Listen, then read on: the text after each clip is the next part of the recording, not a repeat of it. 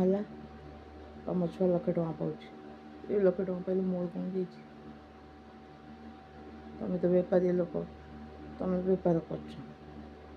ଛୁଆ ନିଜେ ଜନ୍ମ କରିଦେଉଛ, ଛୁଆକୁ ପାଠଶାଠ କ'ଣ ଟିକେ ପଢ଼େଇ ଦେଉଛ, ବାସ୍ ଛାଡ଼ି ଦେଉଛ ବାହାରକୁ ଲକ୍ଷେ ଟଙ୍କା ଇନକମ୍ କରିବା ପାଇଁ।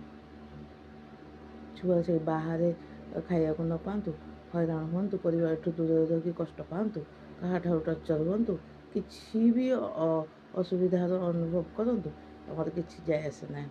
ତୁମକୁ ମାସେ ପୁରିଗଲା ମାନେ ଛୁଆଠୁ ଲକ୍ଷେ ଟଙ୍କା ଦରକାର। ଲକ୍ଷେ ଟଙ୍କା ପହଞ୍ଚିଗଲେ ତୁମେ ଛୁଆଙ୍କ ଭବିଷ୍ୟତ ତେଣିକି ତୁମ ହାତରେ। ତୁମେ ଜନ୍ମ କରୁଛ ନା ତୁମ ଛୁଆ। ମୋର କ'ଣ ଅଛି? ମୋ ବାପା 3-4 କୋଟି ଟଙ୍କା ଛାଡ଼ି ଦେଇକି ଯାଇଛି। ମୁଁ ସକାଳ 10ଟାରେ ଉଠୁଛି, ଦିନ 10ଟାରେ ଉଠୁଛି, ଆଉ ଚା ଟିକେ ପିଇ ଦେଇକି ଦିନ 12ଟା ଯାଇ ପୂଜା କରୁଛି, ନୀତିକର୍ମ ସବୁ ସାରି ଦେଇକି ମୋର ଦିନ 12ଟା ଯାଇ ପୂଜା କରୁଛି।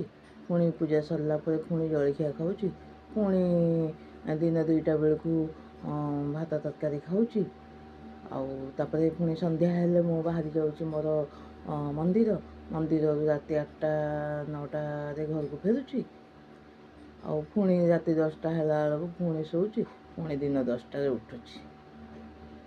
ଆଉ ଆମେ କ'ଣ ଯେମିତି ବେପାର କରିପାରିବୁ?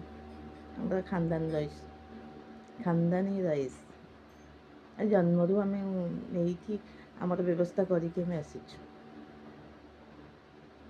ଭାଗ୍ୟବନ୍ତ ଛୁଆ।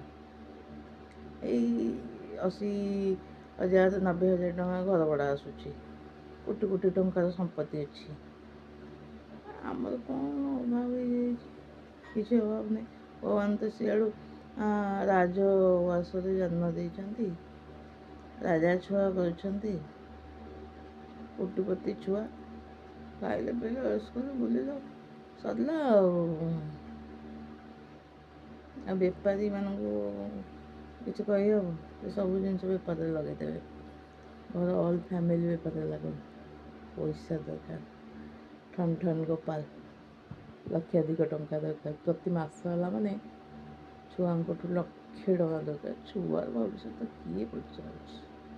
ସେ ବାହାରେ ଥାଇକି ଯେଉଁ କଷ୍ଟ ଅନୁଭବ କରୁଛି ସିଏ ଜାଣୁ। ଆମକୁ ମାସ ପଡ଼ିଲେ ଲକ୍ଷେ ଟଙ୍କା ଦିଅ।